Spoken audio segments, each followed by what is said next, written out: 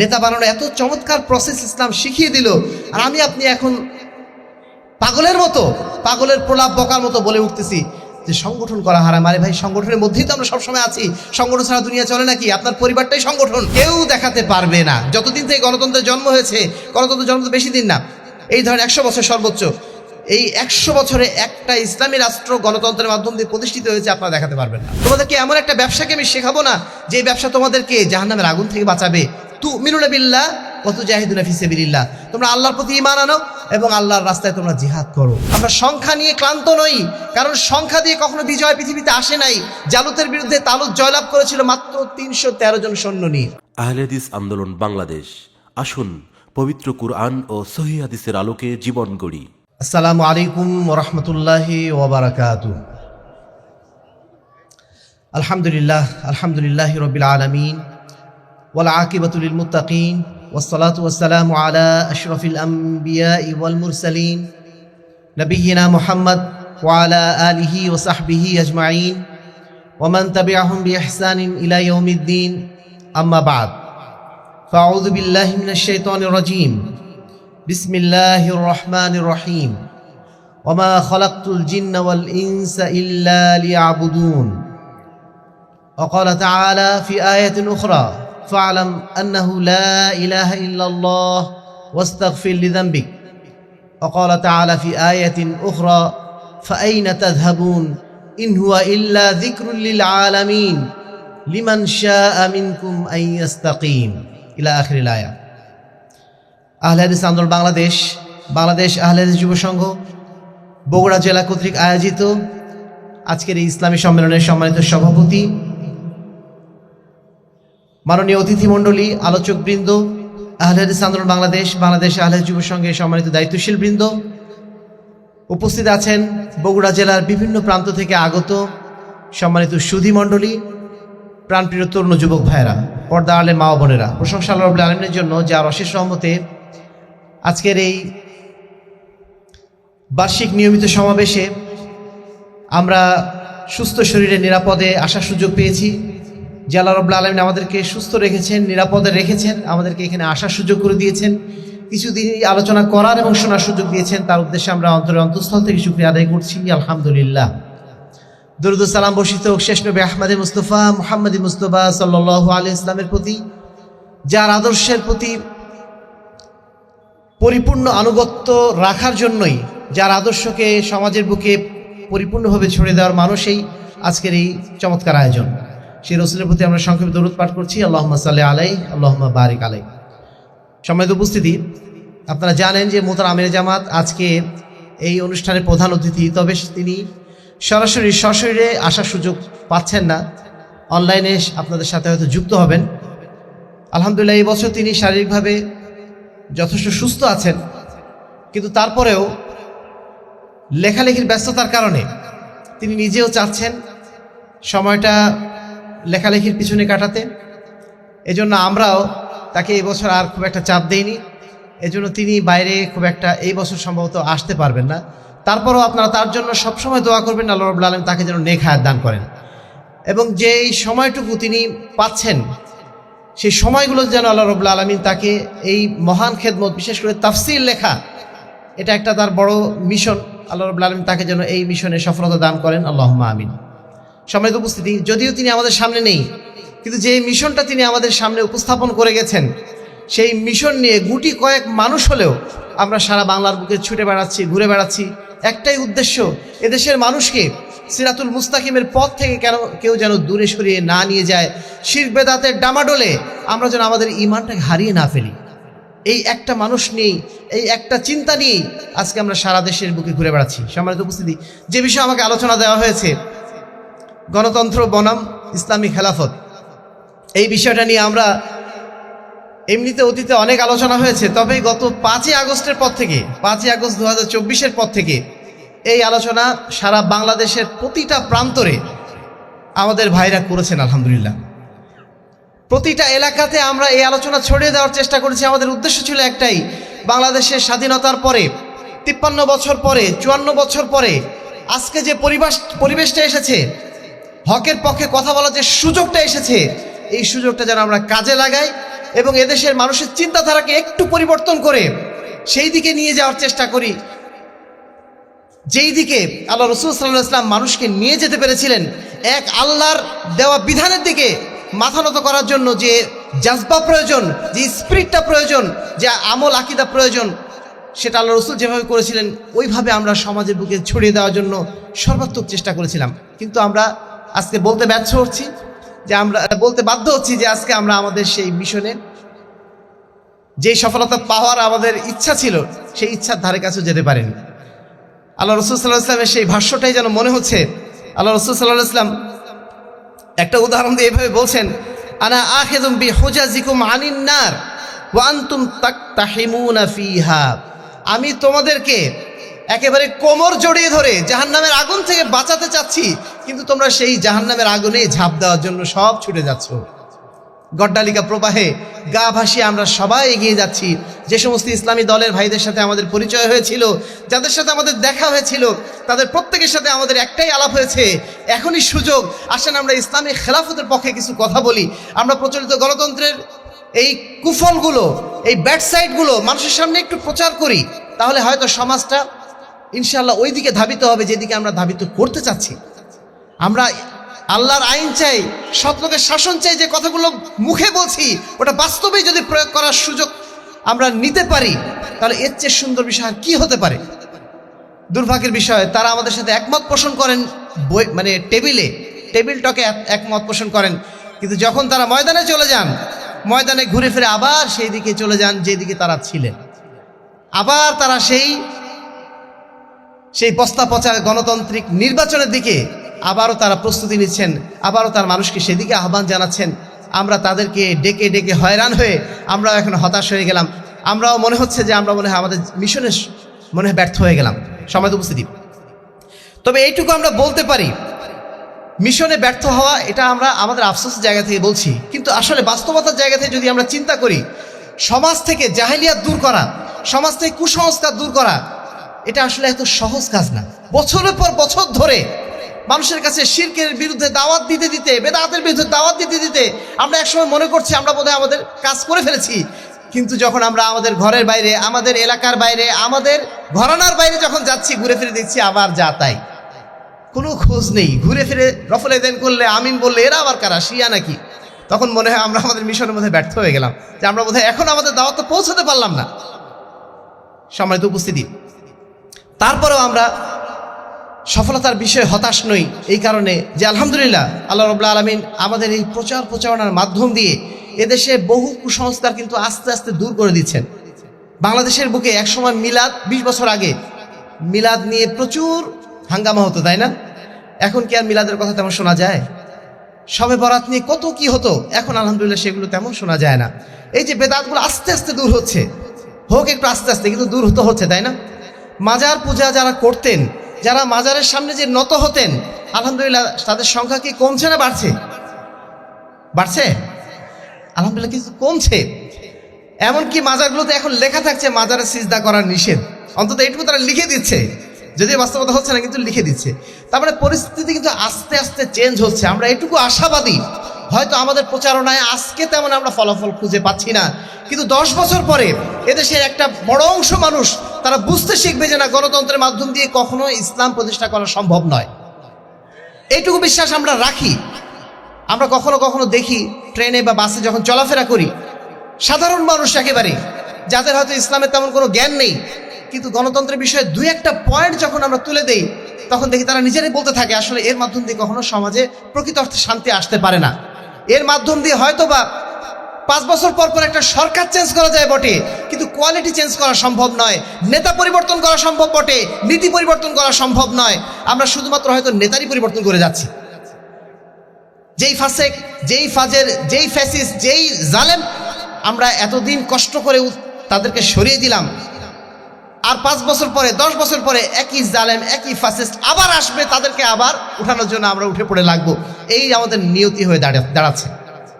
সম্মানিত উপস্থিতি, এই পরিস্থিতি আমরা আশাবাদী ইনশাল্লাহ কিছু মানুষ সেটা উপলব্ধি করবেন।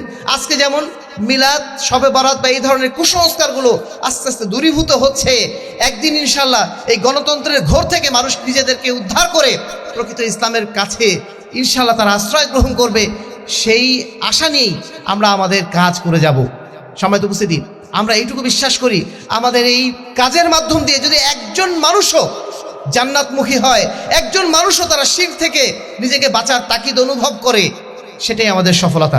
আল্লাহ রাসূল সাল্লাল্লাহু আলাইহি ওয়াসাল্লাম বলছেন, লা ইয়াহদিয়ান্নাল্লাহু বিকা রাজুলান ওয়াহিদান লাকানা লাকা খায়রুম মিন হুমুরিন নাম। আল্লাহর কসম করে বলছি, যদি তোমার মাধ্যম দিয়ে একজন মানুষও সুপথে আসে, একজন মানুষও ভুল পথ থেকে হেদায়েতের পথে ফিরে আসে, সেটাই তোমার জন্য আরবের সবচেয়ে গুরুত্বপূর্ণ সম্পদ, সবচেয়ে মূল্যবান সম্পদ, লালুটের চেয়ে বেশি উত্তম হবে। একজন মানুষ টার্গেট দিয়েছেন, আমরা আমাদের কাজটুকু করে যাই। আমরা জানি না আসলে ফলাফল কি আসবে, ফলাফল দেওয়ার মালিককে। আমাদের কাজটা কি? আমাদের চেষ্টা, আমাদের কাজ হচ্ছে আমাদের চেষ্টা। ওয়ানলাইসাল ইনসান ইল্লা মা সা, মানুষ যা চেষ্টা করে তাই পায়। আমাদের কাজ হচ্ছে চেষ্টা করা। ওয়ান্না সাইয়াহু সাউফা ইয়ারা, আমাদের চেষ্টাটাই কালকে আল্লাহ রাব্বুল আলামিন দেখবেন। দুনিয়ার হিসাবে আমরা দেখি ফলাফল, ছেলেটা জিপিএ 5 পেলো কিনা, A+ পেলো কিনা, এটা আমরা দেখি। আল্লাহ রাব্বুল আলামিন কি দেখেন? জিপিএ 5 দেখেন না, তিনি দেখেন ছেলেটা কতটুকু চেষ্টা চালিয়েছে, যার চেষ্টার ফলাফলটা আল্লাহ রাব্বুল আলামিন দেন। আমরা সেই চেষ্টাটা করছি, ফলাফলের মালিক আল্লাহ। ফলাফল যদি নাও দেন দুনিয়াতে, তবু আমরা আমাদের চেষ্টায় সফল, সেই নবীদের মতো যেই নবীরা একজন সাথীও পান নাই। কালকে আমাদের ময়দানে এমনও নবী আসবেন যেই নবীর সাথে একজন সাথীও নাই, অর্থাৎ তিনি সারা জীবন দাওয়াত দিয়েছেন, একজনও তার ভাগ্যে জোটে নাই যিনি তার দাওয়াত কবুল করেছেন। আমাদের নবী নূহ আলাইহিস সালাম 900 বছর ধরে দাওয়াত দিয়েছেন, কয়জন পেয়েছেন? 40 অথবা 80 জন। আমাদের অধিকাংশ নবীর সাথী ছিল কম। তো আমরা কম হওয়াটাকে আমাদের অগৌরবের কারণ মনে করি না, বরং এটা আমাদের গৌরবের কারণই মনে করি, কারণ হক কম মানুষই গ্রহণ করে। কলিলুম মিন ইবাদিয়াশ শাকুর, আমার বান্দাদের মধ্যে যারা শুকরগুজার তাদের সংখ্যা সবসময় কম। বেশি সংখ্যকই মানুষই ভুল পথে যায়, বেশি সংখ্যক মানুষই তারা অন্যায় পথে ধাবিত হয়। এই জন্য আল্লাহ বলছেন, ওয়া ইন তুতি আকসারা মান ফিল আরদি ইউদিল্লুকা আন সাবিলিল্লাহ, জগতের অধিকাংশ মানুষের যদি তোমরা অনুসারী হয়ে যাও, তারা তোমাদেরকে অবশ্যই ভুল পথে নিয়ে যাবে। সম্মানিত উপস্থিতি, আমি সংক্ষেপে যে বিষয়টি বলতে চাইব, আপনারা বেশি করে অনেকবার শুনেছেন, তারপর আপনাদেরকে স্মরণ করে দিতে চাই যে গণতন্ত্র এবং ইসলামী খেলাফত নিয়ে আমরা কেন এত আলোচনা আমরা করছি, কেন মানুষের কাছে আমরা এই বিষয়গুলো উপস্থাপন করার চেষ্টা করছি। প্রথম কথা হচ্ছে আমরা এই জন্য বিষয়টা উপস্থাপন করছি না যে গণতন্ত্র একটা পশ্চিমা, একটা ওয়েস্টার্ন, একটা মেথোডোলজি, একটা ওয়েস্টার্ন ফিলোসফি, আমরা সেই জন্য এটার বিরোধিতা করছি, বিষয়টা এমন না। আমাদের মূল বিষয়টা, ইস্যুটা হচ্ছে যে এটা হচ্ছে আমাদের ঈমান এবং কুফরির সাথে পার্থক্যের জায়গা। এটা আমাদের ঈমানের সাথে সংঘর্ষের জায়গা, যেটা আমাদের ঈমানের সাথে সংঘর্ষ ঘটায়, যেটা আমাদের ঈমান কেড়ে নেয়, যেটা আমাদের ঈমানের সাথে সংঘাত ঘটায়। সেই মতবাদের সাথে আমাদের বিন্দু মাত্র একটা সেকেন্ডের জন্য আপোষ করার কোনো সুযোগ নেই। আর এই কারণে আমরা এতগুলো কথা বলি। আল্লাহ রাব্বুল আলামিন যে উবুদিয়্যাত, যে দাসত্বের কথা বলেছেন, আল্লাহ রাব্বুল আলামিন নিজেই বলছেন, ওয়া মা খালাকতুল জিন্না ওয়াল ইনসা ইল্লা লিয়াবুদুন, আমি জিন এবং ইনসানকে কেবলমাত্র আমার উবুদিয়্যাত, আমার দাসত্বের জন্য সৃষ্টি করেছি, আর ভিন্ন কোনো উদ্দেশ্য আমাদের নাই। একমাত্র আল্লাহর দাসত্ব করতে হবে, এটাই হচ্ছে আল্লাহ রাব্বুল আলামিন চাওয়া আমাদের কাছে। সেই দাসত্বের জায়গাতে যেহেতু সংঘর্ষ হচ্ছে, সেজন্য আমরা এই ডেমোক্রেসি, শুধু ডেমোক্রেসি কেন, আল্লাহ রাব্বুল আলামিনের দেওয়া বিধানের বাইরে যত ধরনের এরকম ক্রাসি আছে, যত ধরনের মতবাদ আছে, সমস্ত মতবাদ হচ্ছে মতবাদ ইনসানি।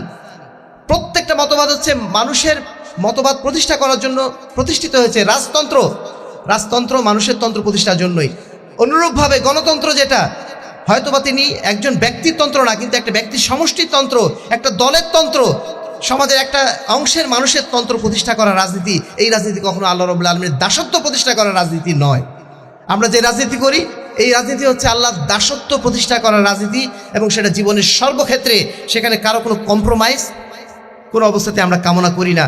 আল্লাহ বলছেন, ওয়ালাকাদ বাসনা ফি কুল্লি উম্মাতিন রাসূলা আন ইয়াবুদুল্লাহ ওয়াজতানিবুত তাগুত, আমি প্রত্যেকটা জাতির কাছে নবীদেরকে এজন্য প্রেরণ করেছি যেন তারা মানুষকে এটা বুঝিয়ে দেয় যে তোমরা শুধু আল্লাহর দাসত্ব করো, এবং আল্লাহর বাইরে আর যাদের দাসত্ব করা হয় সবার দাসত্ব তোমরা পরিত্যাগ করো। এই একটা দাওয়াত নিয়ে প্রত্যেকটা নবী তাদের জাতির কাছে প্রেরিত হয়েছিলেন। সেই দাওয়াতটা আমরা মানুষের কাছে পৌঁছে দিতে চাই। আমরা এটুকু মানুষের কাছে বুঝিয়ে দিতে চাই, মানুষের কাছে এই দাওয়াতটা পৌঁছে দিতে চাই, ইনিল হুকমু ইল্লা লিল্লাহ, হুকুম করার মালিক শুধুমাত্র আল্লাহ রাব্বুল আলামিন। হুকুমের দাসত্ব করার জন্য শুধুমাত্র আমরা আদিষ্ট হয়েছি।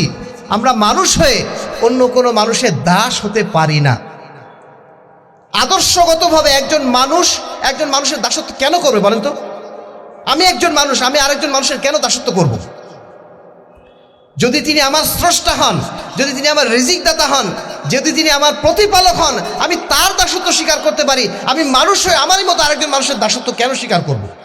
কিন্তু গণতন্ত্র আমাকে ওইটাই শিখাচ্ছে যে না, মানুষের তোমরা মানুষের দাসত্ব করো, মানুষের তোমরা অধিকাংশ মানুষের দাসত্ব করো। আমাকে মানুষের আইনের কাছে মাথা নত করাতে আমাকে বাধ্য করছে। একজন মুসলিম হয়ে, একজন সচেতন মুসলিম হয়ে, একজন তাওহীদবাদী মুসলমান হয়ে আমি কোনো অবস্থাতেই এই শিরকের কাছে মাথা নত করতে পারি? সম্মানিত উপস্থিতি, এটা হচ্ছে আমাদের প্রথম কথা। দ্বিতীয় কথা হচ্ছে, এই গণতন্ত্র আমাদের শিখিয়েছে অধিকাংশ মানুষ যা বলবে সেটাই final. Majority must be granted. Majority যা বলবে তাই, অধিকাংশ মানুষ যা বলবে সেটাই ফাইনাল। সেখানে আল্লাহর আইন কি আছে না আছে সেটা দেখার কিছু নেই। আমরা এই উদাহরণ বহুবার দিয়েছি।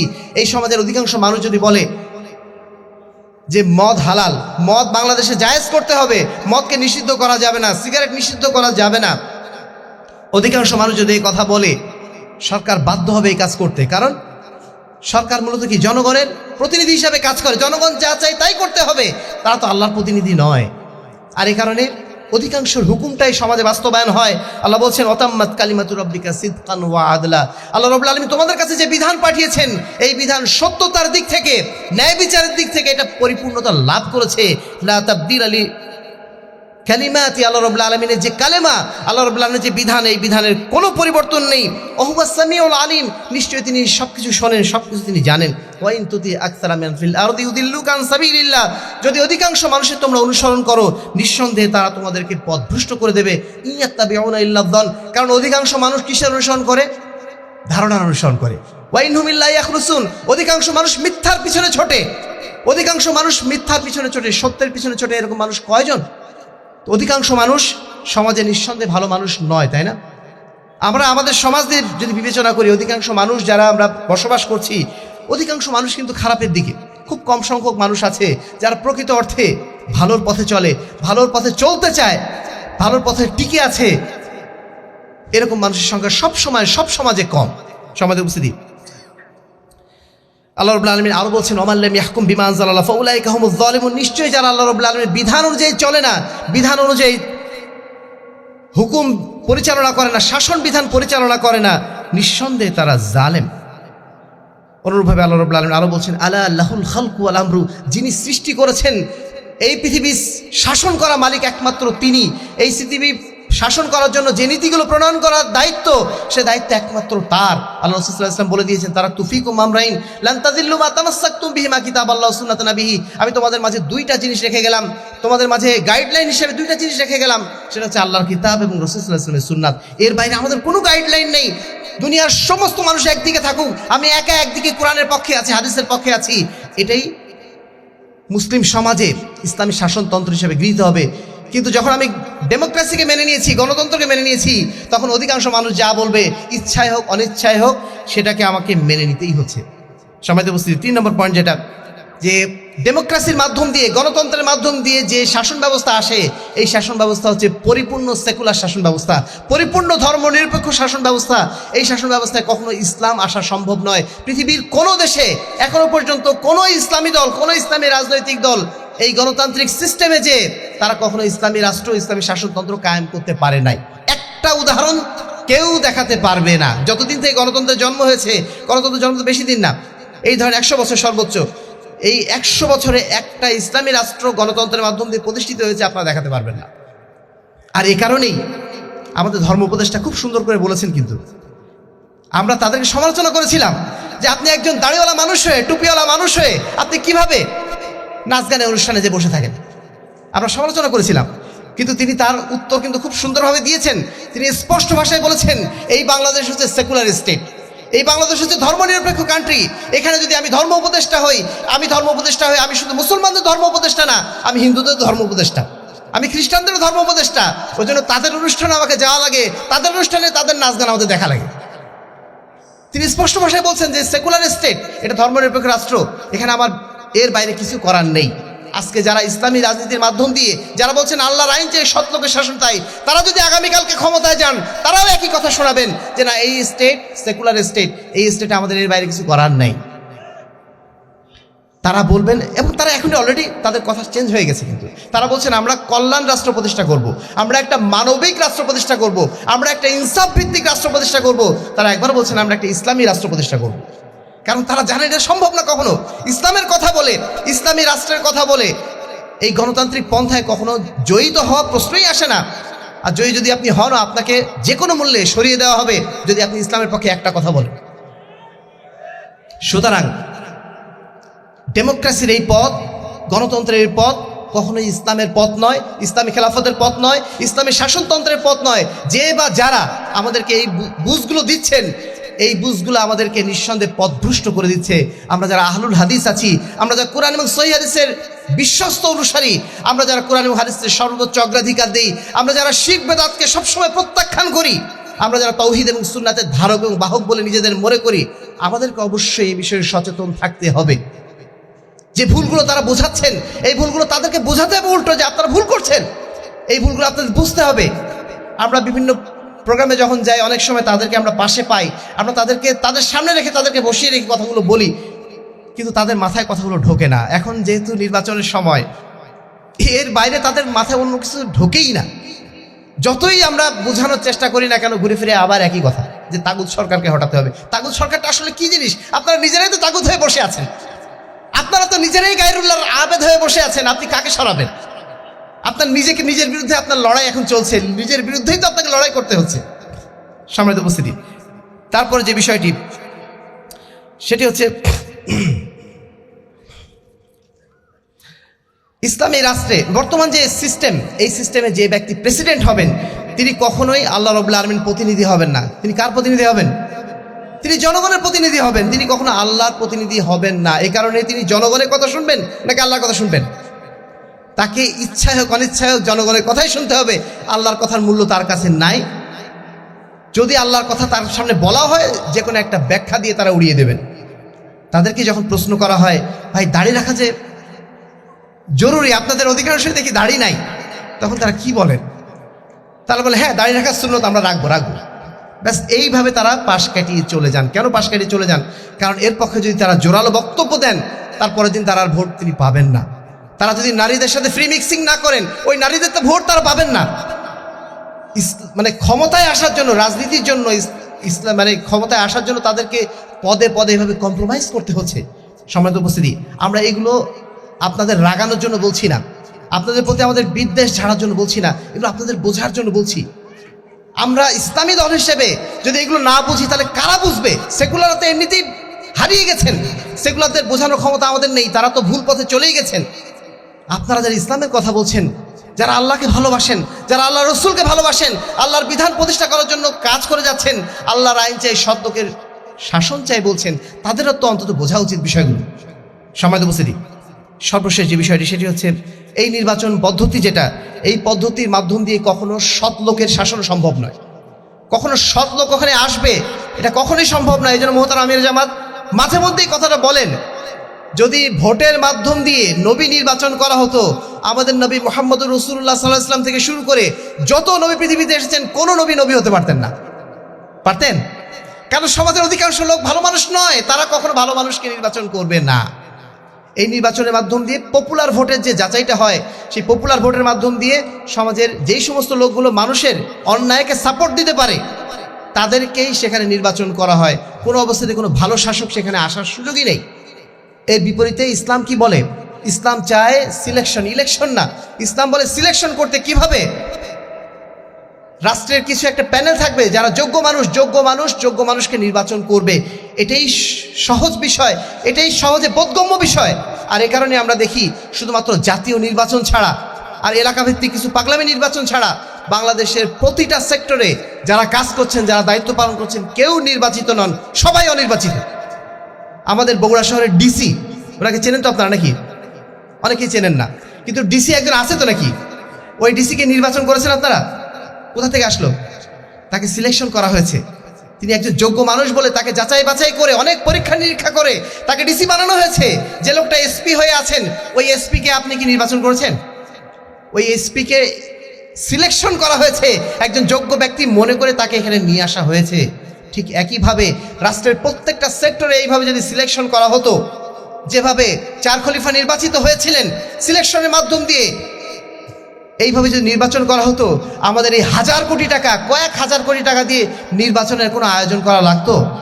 জনগণ কি চায়? জনগণের প্রয়োজনটাকে সুশাসন চায়, জনগণ চায় রাষ্ট্রের নিরাপত্তা, জনগণ চায় এদেশের মানুষ যেন পরস্পর হানাহানিতে লিপ্ত না হয়, পরস্পরের উপর জুলুম না করে, এদেশে যেন আইনের শাসন প্রতিষ্ঠা হয়। এই আইনের শাসন প্রতিষ্ঠা করার জন্য আমাদের নির্বাচনে কি প্রয়োজন?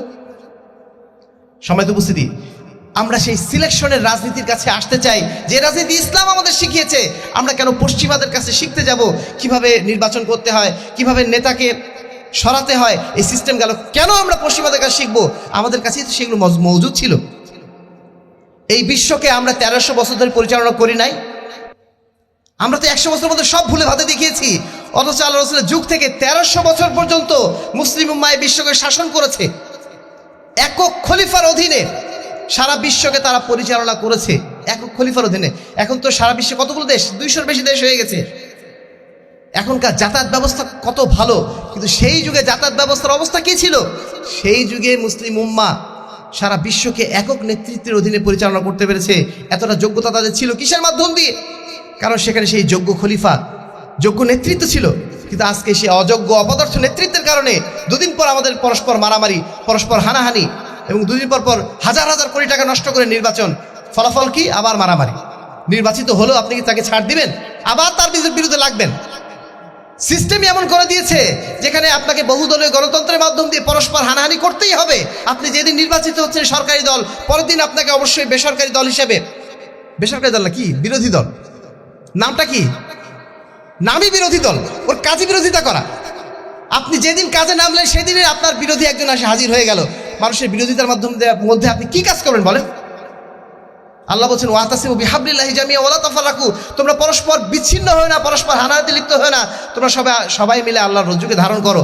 আর গণতন্ত্র আমাদের শিখাচ্ছে পরস্পর কিভাবে ভাগ ভাগ হয়ে থাকা যায়। সম্মানিত উপস্থিতি, এর মাধ্যম দিয়ে কখনো শান্তি, সুশাসন কোনো অবস্থাতেই আসা সম্ভব নয়। তাহলে আমাদের রাজনীতিটা কি? কোন রাজনীতির মাধ্যম দিয়ে এই সমাজকে আমরা পরিবর্তন করতে চাই? কোন রাজনীতির মাধ্যম দিয়ে এই সমাজকে আমরা সংস্কার করতে চাই? আমাদের রাজনীতি হচ্ছে শেখ আলবানীর বলে দেওয়া খুব চমৎকার একটা লাইন, মিনাস সিয়াসা তারকু সিয়াসা।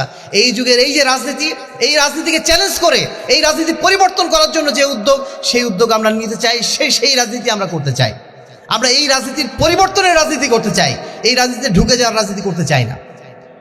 এই পদ্ধতি যদি আমরা আসতে চাই, যদি আমরা এই রাজনীতি পরিবর্তনের রাজনীতি করতে চাই, তাহলে আমাদের প্রথম যেটা কাজ সেটা হচ্ছে তাজকিয়াতুন নফস বা আত-তাজকিয়া। আমাদের যেটা প্রথম কাজ, অন্ততপক্ষে আমাদের আগে সংস্কার করা। আমরা গোটা জাতিকে সংস্কার করতে পারবো না, কিন্তু নিজেকে তো অন্তত সংস্কার করতে পারবো, তাই না?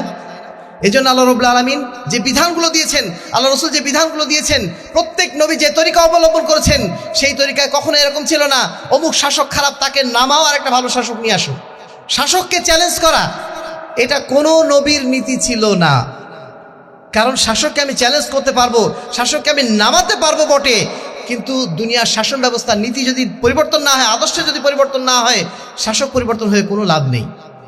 আজকে যদি শাসক আমাদের চেঞ্জও হয়, বাংলাদেশে 1% পরিমাণ কোনো চেঞ্জ আসবে না। ঘুরে ফিরে আবার সেই দুর্নীতির মধ্যে, সেই পরস্পর হানাহানির মধ্যে আমরা আবার ডুবে যাব, কোনো লাভ হবে না। শুধু নেতার পরিবর্তন এই জন্য আমরা চাই না, আমরা চাই আমাদের নীতির পরিবর্তন, আদর্শের পরিবর্তন, এবং সেই পরিবর্তনটা শুরু হবে নিজের মধ্য থেকে আগে। এই জন্য আল্লাহ রাব্বুল আলামিন বলছেন, ওয়াদাল্লাহুল্লাযীনা আমানু মিনকুম ওয়া আমিলুস সালিহাত লা ইস্তাখলিফান্নাহুম ফিল আরদি কামা ইস্তাখলাফাল্লাযীনা মিন ক্বাবলিহিম। আল্লাহ রাব্বুল আলামিন ওয়াদা করেছেন যারা ঈমান এনেছে তাদেরকে, এবং যারা আমলে সালেহ করেছে, সৎ আমল করেছে, লা ইস্তাখলিফান্নাহুম ফিল আরদি, পৃথিবীর বুকে তাদেরকে অবশ্যই তিনি রাজত্ব দান করবেন। আল্লাহ রাব্বুল আলামিন এই ঘোষণা আমাদের অবিশ্বাস মনে হচ্ছে, তাই না? মনে হচ্ছে এটা কবে হবে? আমরা তো সৎ আমল করতেছি, আমরা তো ঈমান এনেছি, সৎ আমল তো করছি, কিন্তু পরিবর্তনটা আসছে না কেন? আল্লাহ রাসূল সাল্লাল্লাহু আলাইহি ওয়াসাল্লাম সাহাবীরাও কিন্তু আল্লাহ রাসূলকে বলেছেন, হে আল্লাহ রাসূল, আমরা 3 বছর ধরে শিয়াবে আবু তালেবে এত কষ্ট করছি, আমাদের পেশাব পায়খানা হচ্ছে ছাগলের মতো, আমরা আর কতদিন কষ্ট করব? সেই পরিবর্তন কবে আসবে? আল্লাহ রাসূল সাল্লাল্লাহু আলাইহি ওয়াসাল্লাম তাদেরকে বললেন, দেখো, এমন একটা দিন আসবে যেই দিন তোমাদের পায়ের নিচে রোম এবং পারস্য চলে আসবে। একদিন এমন দিন আসবে যেই দিন ওই হাদরামাউত থেকে ইয়ামান পর্যন্ত তোমাদের নারীরা নিরাপদে হেঁটে চলবে। কিন্তু সেই দিনের জন্য তোমাদের একটু অপেক্ষা করতে হবে। ওয়ালাকিন্নাকুম তাস্তাজিলুন, তোমরা খুব বেশি তাড়াহুড়া করছো। আমাদের তাড়াহুড়া করার দায়িত্ব না, আমাদের দায়িত্ব নিজেদের ইমানের উপর আগে টিকে থাকা, আমলে সলের উপর টিকে থাকা। এটা আমাদের প্রথম কাজ। ইয়াবুদুনানি ওয়ালা ইউশরিকুনা বি শাইয়্যা, সেই সাথে এইটুকু অন্তত নিশ্চিত করা আমাদের ইমানের মধ্যে যেন কোনো রকম শিরকের খেলাধুলো না শুরু হয়ে যায়। আমরা আল্লাহর বিধানও মানছি, সেই সাথে অন্যর বিধানও মানছি, এই ধরনের কোনো মুনাফিকের মধ্যে যেন আমরা ডুবে না যাই, এটুকু অন্তত আমাদের প্রথমে নিশ্চিত করতে হবে। আল্লাহ রাব্বুল আলামিন বলছেন, যদি আমরা এই কাজটা করতে পারি, ইয়া আইয়ুহাল্লাযীনা আমানু, হে ঈমানদারগণ, হাল আদুল্লুকুম আলা তিজারাতিন তুনজিকুম মিন আযাবিন আলীম, তোমাদেরকে এমন একটা ব্যবসাকে আমি শেখাবো না যে ব্যবসা তোমাদেরকে জাহান্নামের আগুন থেকে বাঁচাবে। তুমিনুনা বিল্লাহ ওয়া তুজাহিদুনা ফি সাবিলিল্লাহ, তোমরা আল্লাহর প্রতি ঈমান আনো এবং আল্লাহর রাস্তায় তোমরা জিহাদ করো। তাহলে কি হবে? শেষ কথা আল্লাহ বলছেন, ওয়া উখরা তুহিব্বুনাহা নাসরুম মিনাল্লাহি ওয়া ফাতহুন কারীব, তাহলে আল্লাহর পক্ষ থেকে তোমরা বিজয় পাবে, আল্লাহর পক্ষ থেকে তোমরা সাহায্য পাবে। সম্মানিত উপস্থিতি, আল্লাহ রাসূল সাল্লাল্লাহু আলাইহি ওয়াসাল্লাম আরও বলছেন এভাবে, যদি তোমরা ব্যবসার মধ্যে লিপ্ত হয়ে যাও, তোমরা যদি কৃষিকাজ নিয়ে ব্যস্ত হয়ে যাও, এবং তোমরা যদি তোমাদের ক্ষেত খামার নিয়েই ব্যস্ত হয়ে যাও এবং আল্লাহর পথে জিহাদকে তোমরা ত্যাগ করো, সাল্লাল্লাহু আলাইকুম যুল্লাল লা ইয়ানজিউহু শাইউন হাত্তা তারজিউ ইলা দীনিকুম, আল্লাহ রাব্বুল আলামিন তোমাদের উপর অপমান, তোমাদের উপর লাঞ্ছনা চাপিয়ে দেবেন যতক্ষণ না তোমরা আল্লাহর পথে আবার ফিরে না আসছো। সব জায়গায় একই কথা, আমরা যেন আল্লাহর পথে আগে ফিরে আসি। আমরা যারা এখানে উপস্থিত রয়েছি প্রত্যেকের জায়গা থেকে এইটুকু অন্তত দায়িত্ব নেই, আমরা আমাদের জায়গা থেকে অন্তত পক্ষে যেন আল্লাহর বিধানের কাছে আত্মসমর্পণ করি, আমরা যেন আল্লাহর কাছে পরিপূর্ণভাবে আত্মসমর্পণ করি, আমাদের আমলগুলো যেন হয় আল্লাহ রাব্বুল আলামিনের দেখানো বিধান মতো। এইটুকু নিশ্চয়তা অন্তত আমরা দিতে পারবো ইনশাআল্লাহ। সমাজ পরিবর্তনের মূল ইউনিটটা হচ্ছে আমরা নিজেরাই। আমাদের নিজেদের পরিবর্তনটা যখন হবে তখন আস্তে আস্তে বাকি পরিবর্তনগুলো আসবে, কিন্তু নিজেদের পরিবর্তন যদি নিশ্চিত না করে হবে না। আজকে আমরা যারা ডাক্তার হয়েছি অধিকাংশই সৎ ডাক্তার নই, আমরা যারা ইঞ্জিনিয়ার হয়েছি অধিকাংশই সৎ ইঞ্জিনিয়ার নই। হয়তো আমাদের দাড়ি আছে, আমাদের টুপি আছে, মানুষ আমাদের কাছে মনে এই আশা নিয়ে আসছে যে না, লোকটা বোধ হয় আমাদের উপর ইনসাফ করবে, কিন্তু না, বাস্তবতা অধিকাংশ সময় বিপরীত। দাড়ি টুপি দেখে আমরা বিভ্রান্ত হয়ে যাচ্ছি।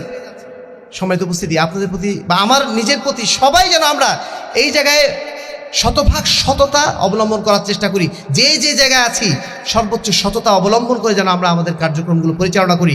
আমরা প্রত্যেকেই যেন সালাত আদায়কারী হই, আমরা যেন প্রত্যেকেই পর্দা পালনকারী হই। ইসলামে যে মৌলিক বিধানগুলো রয়েছে ওই বিধানগুলো মানুষের উপর আরোপ করার আগে আমরা যেন নিজেদের জীবনে যেন পরিপূর্ণভাবে বাস্তবায়ন করতে পারি, তাহলেই সমাজে বাস্তবায়ন করা সেটা সহজ হবে। সম্মানিত উপস্থিতি, আমরা সংখ্যার নীতিতে বিশ্বাসী নই, আমরা আদর্শে বিশ্বাসী। বারবার বলেছি এই কথা, আমরা সংখ্যা নিয়ে ক্লান্ত নই, কারণ সংখ্যা দিয়ে কখনো বিজয় পৃথিবীতে আসে নাই। জালুতের বিরুদ্ধে তালুত জয়লাভ করেছিল মাত্র 313 জন সৈন্য নিয়ে। 80,000 সৈন্যের বিরুদ্ধে মাত্র 313 জন সৈন্য নিয়ে তালুত জয়লাভ করেছিল। আমাদের নবী মুহাম্মদ রাসূলুল্লাহ সাল্লাল্লাহু আলাইহি ওয়াসাল্লাম তিনি যখন বদর যুদ্ধে কুরাইশদের বিরুদ্ধে নেমেছিলেন 1000 সৈন্যের বিরুদ্ধে কতজন ছিলেন? তারা 313 জন। আমাদের নবী ইব্রাহিম আলাইহিস সালাম একাই ছিলেন, একা মানুষ পুরো সোসাইটির বিরুদ্ধে চ্যালেঞ্জ করেছিলেন। সংখ্যাটা আমাদের কাছে গুরুত্বপূর্ণ নয়, আমাদের কাছে সবচেয়ে বড় জিনিসটা হচ্ছে আমাদের আদর্শ। সেই আদর্শের মজবুতি আমাদের সবচেয়ে বেশি কাম্য।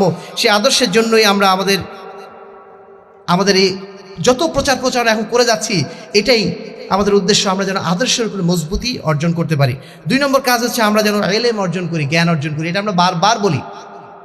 আহলে হাদিসদের মূল কথাই হচ্ছে মানুষের কাছে এই দাওয়াত পৌঁছে দেওয়া, আপনারা কারোর অন্ধ অনুসরণ করবেন না, আপনারা সঠিক জিনিসটা জেনে আমল করেন, তাই না?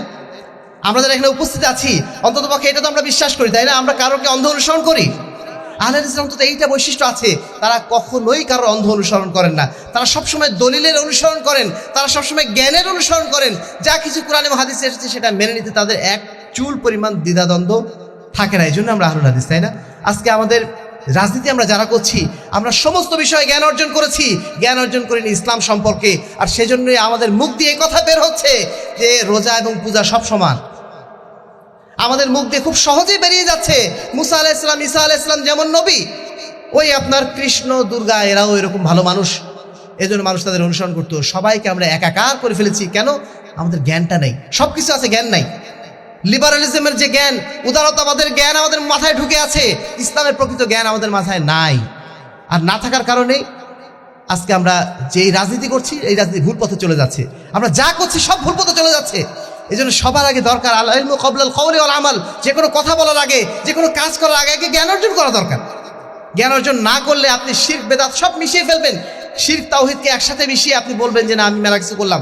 এই জগা খিচুড়ি রাজনীতি, এটা আমরা কামনা করি না। আমরা যারা আহলুল হাদিস, আমরা প্রকৃত অর্থে তাওহীদের রাজনীতি কামনা করি। কোনো অবস্থাতেই শিরক মিশ্রিত রাজনীতি, জগা খিচুড়ি রাজনীতি, এটা আমাদের কাম্য নয়। আর এই জন্য আমরা সবসময় ইলমের দিকে, জ্ঞানের দিকে মানুষকে আহ্বান করি। ওমর রাদিয়াল্লাহু আনহু বলছেন, লা ইয়ারিফুল ইসলাম মান লা ইয়ারিফুল জাহিলিয়া। যেই ব্যক্তি জাহিলিয়াত সম্পর্কে জানে না, সেই ব্যক্তি ইসলাম সম্পর্কেও জানে না। আজকে আমরা জানি জাহিলি এই বিধানগুলো সম্পর্কে না জানি, ডেমোক্রেসি সম্পর্কে, সোশ্যালিজম সম্পর্কে, ন্যাশনালিজম সম্পর্কে আমরা যদি না জানি, তাহলে ইসলাম সম্পর্কে আমরা ভুল ধারণা করে বসবো। এজন্য আমাদের এই সমস্ত বাতিল মতবাদগুলো সম্পর্কেও কিছুটা জ্ঞান রাখা দরকার। যারা আমরা এখানে আছি, আমরা প্রত্যেককে আমরা অনুরোধ করব যে এই বিষয়গুলো যেন আমরা জানার চেষ্টা করি, যে কেন এগুলোর সাথে আমাদের সম্পর্ক নেই, কেন এগুলোর বিরোধিতা আমাদের করতে হবে। আমরা না জেনেই বিরোধিতা করব না। অমুক বক্তা বলেছে তাই আমরা বিরোধিতা করছি না, আপনি জেনে শুনে বিরোধিতা করুন। এজন্য ওমর রাদিয়াল্লাহু আনহু বহু আগে বলে গিয়েছেন, জাহিলিয়াতকে তোমরা আগে জানার চেষ্টা করো, কোনগুলো জাহিলিয়াত, তাহলে তোমরা ইসলাম সম্পর্কে জানবে। যদি জাহিলিয়াত সম্পর্কে না জানো, ইসলাম সম্পর্কেও জানবে না। 3 নম্বর যেটা বিষয় আমাদের, সেটা হচ্ছে আমাদের এই সমাজ ব্যবস্থাকে পরিবর্তন করার জন্য আমাদেরকে সাধ্যমতো ভূমিকা নিতে হবে। দাওয়াত এবং জিহাদের কর্মসূচির মাধ্যম দিয়ে সমাজকে বোঝাতে হবে, ইন্নাদ-দীন ইনদাল্লাহিল ইসলাম, আল্লাহর কাছে একমাত্র গ্রহণযোগ্য মতবাদ, একমাত্র গ্রহণযোগ্য আদর্শ, একমাত্র গ্রহণযোগ্য ধর্মের নামটা কি? ইসলাম বাদ দিয়ে আর কোনো ধর্ম নেই, ইসলাম বাদ দিয়ে আর কোনো মতবাদ নেই, ইসলাম বাদ দিয়ে আর কোনো মতাদর্শ নেই। আমি যদি মুসলিম হই, আমার কাছে ইসলামে একমাত্র আদর্শ। আম্মাই ইয়াবতাগি গায়রাল ইসলাম দীনান ফালা ইউকবালা মিনহু। যে ব্যক্তি ইসলাম বাদ দিয়ে অন্য যত মতাদর্শ নিয়ে আসুক না কেন, অন্য যত কিছু নিয়ে আসুক না কেন, সেটা আল্লাহর কাছে কখনোই গ্রহণযোগ্য নয়। এই মেসেজটা সমাজের প্রত্যেকটা মানুষের কাছে আমাদেরকে পৌঁছে দেওয়ার চেষ্টা করতে হবে। আল্লাহ রাব্বুল আলামিন বলছেন, আফা হুকমাল জাহিলিয়াতি ইয়াবগুন ওয়া মান আহসানু মিনাল্লাহি হুকমান লিকাওমিন ইউকিনুন। তারা কি চাচ্ছে যে জাহিলিয়াতের যে সমস্ত নীতিমালাগুলো, জাহিলিয়াতের বিধিবিধানগুলো, ওগুলো আবার সমাজে ফিরে আসুক? এটা কি তারা চাচ্ছে? অথচ আল্লাহ রাব্বুল আলামিন যে বিধান দিয়েছেন, তার চেয়ে উত্তম বিধান আর কি হতে পারে? আমরা মানুষকে যেন বোঝানোর চেষ্টা করি, ইসলামী বিচার ব্যবস্থায় সবচেয়ে সুন্দর বিচার ব্যবস্থা, ইসলামী শাসন ব্যবস্থায় সবচেয়ে সুন্দর শাসন ব্যবস্থা, ইসলামী নির্বাচন ব্যবস্থায় সবচেয়ে সুন্দর নির্বাচন ব্যবস্থা। এই মেসেজগুলো আমরা যেন মানুষের কাছে সাধ্যমতো পৌঁছে দেওয়ার চেষ্টা করি। এটা আমাদের প্রত্যেকের দায়িত্ব। আল্লাহ বলছেন, কুনতুম খায়রা উম্মাতিন উখরিজাত লিন-নাস, তোমরাই সর্বোত্তম জাতি, যাদেরকে মানুষের সামনে উত্থান ঘটানো হয়েছে এই কারণে যেন তোমরা মানুষকে বলো যে এটা ভালো কাজ, এটা মন্দ কাজ। এটা শেখানোর জন্যই তোমাদেরকে পৃথিবী বুকে ওঠানো হয়েছে। সম্মানিত উপস্থিতি, আজকে মুসলিম হয়ে আমরা ইসলাম নিয়ে গর্বিত নই, আমরা গণতন্ত্র নিয়ে গর্বিত। আমরা বলছি দেশে গণতন্ত্রে আসলে শান্তি আসবে। আমরা যারা মুসলিম, আমরা মুসলিম হয়ে আমাদের মুখে কখনো এই কথা কি শোভা পায়? গণতন্ত্র আসলে দেশে শান্তি আসবে নাকি ইসলাম আসলে শান্তি আসবে? নাহনু কওমুন আ'আজ্জানাল্লাহু বিল ইসলাম ফামাহমা ইবতাগাইনাল ইজ্জা ফি গায়রি আযাল্লানাল্লাহ।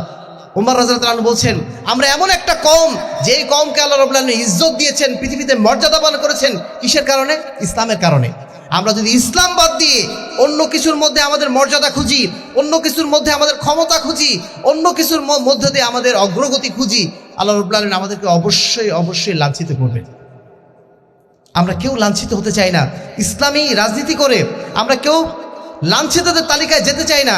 কিন্তু আমরা যদি এইভাবে ভুল পথে যাই, আমরা যদি ভুল মতাদর্শকে সামনে নিয়ে আসি, ইসলাম বাদ দিয়ে অন্য কোনো দর্শন আমরা চর্চা করি, নিঃসন্দেহে আল্লাহ রাব্বুল আলামিন কাল কিয়ামতের ময়দানে আমাদেরকে লাঞ্ছিত করবেন। দুনিয়াতে লাঞ্ছিত করবেন, পরকালে তো করবেনই, দুনিয়াতেও আমাদের সামনে, চোখের সামনে দেখিয়ে দেবেন কিভাবে আমরা সেই লাঞ্ছনাকর পথে পা বাড়িয়েছি।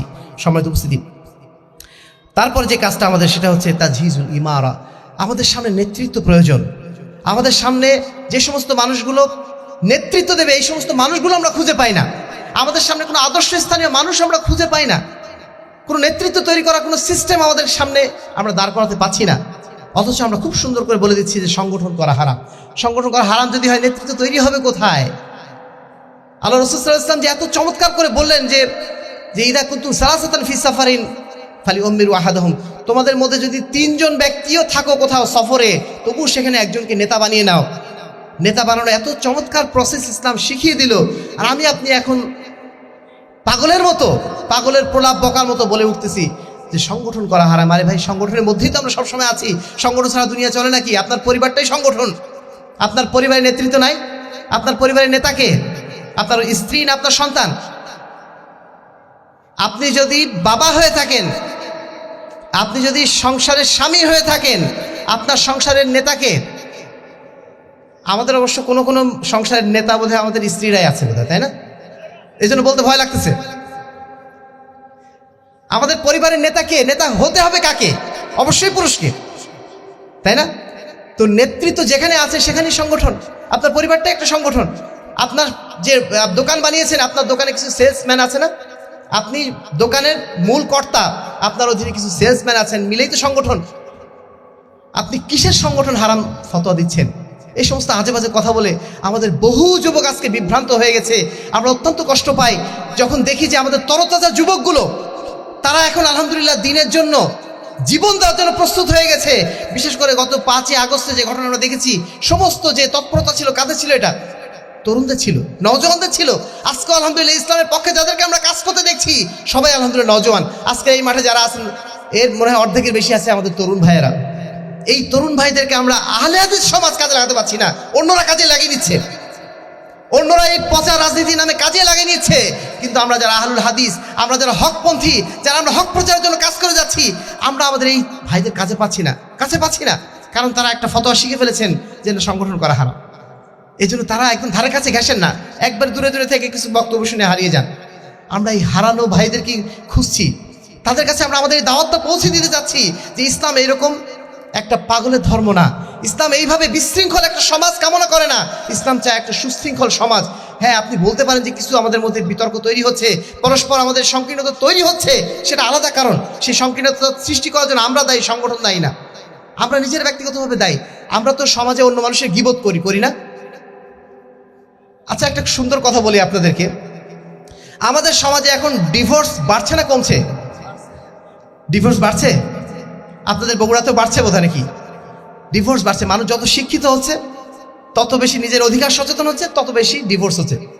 এখন এই ডিভোর্স হওয়ার কারণে আমাদের কোনো ভাই যদি বলে বসেন যে যেহেতু এখন ডিভোর্স বেড়ে যাচ্ছে অতএব আমরা আর বিয়ে করব না, এই কথা বলার সাহস কারোর আছে? কেউ বলতে পারবেন না।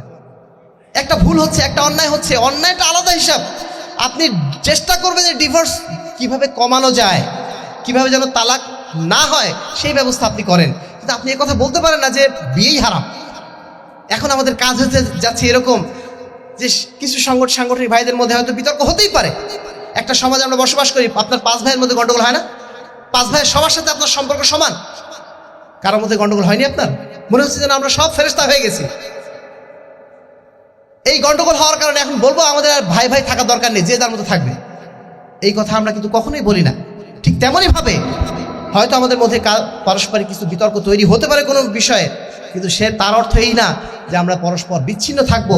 আল্লাহ রাসূল সাল্লাল্লাহু আলাইহি ওয়াসাল্লামের যে হেদায়েত, সেই হেদায়েত আমাদেরকে সংগঠিত হওয়া শেখায়, আমাদেরকে একসাথে থাকা শেখায়, আমাদেরকে বিশৃঙ্খল, আমাদের নেতাহীন থাকা শেখায় না। আমরা এমন একজন নেতৃত্বের অধীনে থাকতে চাই যেই নেতৃত্ব আমাদেরকে সুপথে পরিচালনা করবে। আমরা এমন কোনো নৌকায় উঠতে চাই না যেই নৌকায় কোনো নাবিক নাই। ওই নৌকায় আমরা উঠতে চাই?